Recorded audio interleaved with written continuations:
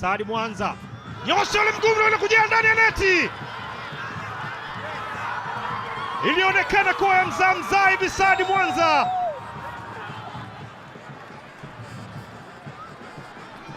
Unajiuliza ni hii maangushi ambao wanawachakaza Mbeya City hapa Sokoine. Saadi Mwanza alifungua ule mguu wake, Gladi Kialasa alisusa njiani akiwa huru kwenye eneo kubwa, anafanya uamuzi wa kupiga bakola ile. Sudi Dondola anaenda wapi? Sudi Dondola na macho yake walikuwa mashahidi tu wakishuhudia mpira ukipokelewa kwenye neti za lango la kusini mwa uwanja huu wa Sokoine.